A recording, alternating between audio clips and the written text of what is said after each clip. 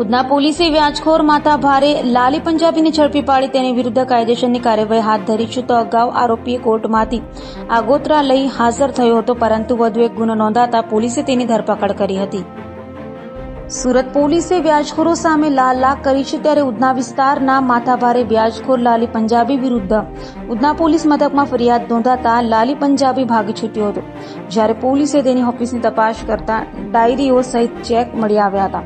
જોકે આરોપી ભાગી છૂટ્યા બાદ લાલી પંજાબીએ કોર્ટમાંથી આગોતરા જામીન લઈ ઉધના પોલીસ મથકમાં હાજર થયો હતો, પરંતુ આરોપી વ્યાજખોર લાલી પંજાબી વિરુદ્ધ વધુ એક ફરિયાદ નોંધાતા ઉધના પોલીસે તેની ધરપકડ કરી હતી અને વધુ તપાસ હાથ ધરી છે.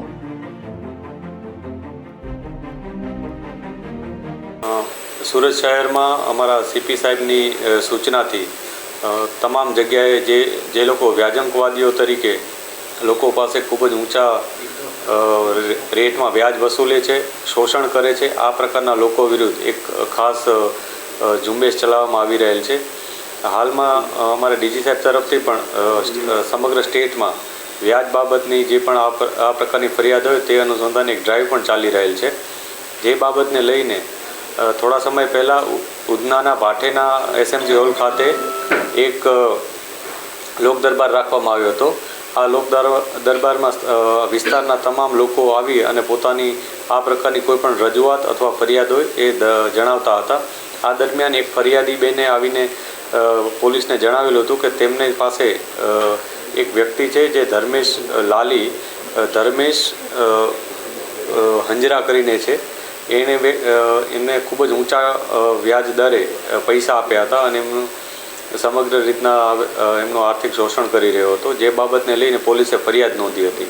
આ ફરિયાદ બાદ પોલીસે એમના જે આરોપી છે ધર્મેશ લાલી એના ઘરે એના ઓફિસે જઈ અને તપાસ કરી હતી.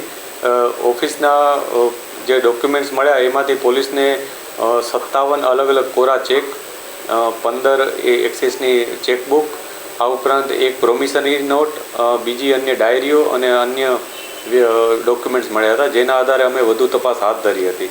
આ વધુ તપાસમાં અમને કેટલાક ભોગ બનનાર લોકોનો સંપર્ક પણ થયો હતો. તેમાંથી એક ભાઈએ આવીને એ ફરિયાદ નોંધાવી હતી કે એમણે પોતે 2019માં આ ધર્મેન્દ્ર ઉર્ફ લાલી પાસે 2 લાખ રૂપિયા વ્યાજે લીધા હતા.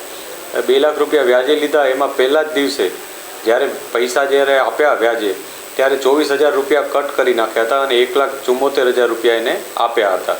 અને દર મહિનાનો 24,000નો હપ્તો એ પ્રમાણે નક્કી કરવામાં આવ્યું હતું, જેમાં 1,68,000 જેટલી રકમ આ જે ભાઈ છે ભોગ બનનાર એણે પરત કરી હતી. અને તે છતાં જે આ ધર્મેન્દ્ર લાલી છે એ વધુમાં વધુ માંગણી કરતો હતો. આ માટેના કેટલાક રેકોર્ડિંગ્સ પણ પોલીસને મળ્યા છે કે જેમાં અતિશય ગંદી ભાષામાં અને અતિશય ખરાબ અપશબ્દો વાપરી અને એણે આ પૈસાની ઉઘરાણી કરેલી છે, જેમાં એણે બીજી અન્ય ધમકીઓ પણ જે ભોગ બનનાર છે એને આપી છે. આ બાબતમાં વધુ તપાસ કરતાં જાણવા મળ્યું છે કે જે ફરિયાદી છે એણે આની ધમકીથી ડરીને અને અત્યાર સુધી કુલ 5,15,000 રૂપિયા 2 લાખની સામે આપી દીધા છે. અને તે છતાં જે આ આરોપી વ્યક્તિ છે ધર્મેન્દ્ર લાલી એ ફરિયાદી પાસે બીજા 3 લાખ રૂપિયા માંગે છે અને એમ કરતાં એને ધમકી પણ આપે છે કે જો તું મને આ 3 લાખ નહીં આપ તો હું તારા નામનો 15 લાખનો ચેક, જે કોરો ચેક છે એ 15 લાખ લખી અને કોર્ટમાં ચેક રિટર્નનો દાવો કરીશ અને એ રીતના ફસાવી દઈશ. આ ઉપરાંત એને મારવાની ધમકી, એને ગંદી ગાળો બોલીને અપમાનિત કરવાનો આ તમામ પુરાવા પોલીસ પાસે છે. આ સમગ્ર ઘટનામાં પોલીસે ધર્મેન્દ્ર લાલીની ધરપકડ કરી છે અને એના ફર્ધર પોલીસ રિમાન્ડ પણ અમે નામદાર કોર્ટ પાસે માંગીશું, જેથી અમે એના ઉપરની વધુ કાર્યવાહી કરી શકીએ, વધુમાં વધુ વિગતો મેળવી શકીએ, જેથી આવા ભોગ બનનાર લોકોને અમે ન્યાય અપાવવા માટે પ્રયાસ કરી શકીએ.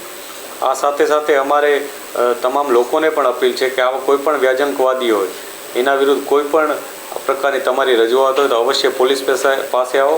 અમે તમારી જે રજૂઆત હશે, જે પુરાવા હશે એના આધારે ચોક્કસ કાર્યવાહી કરીશું.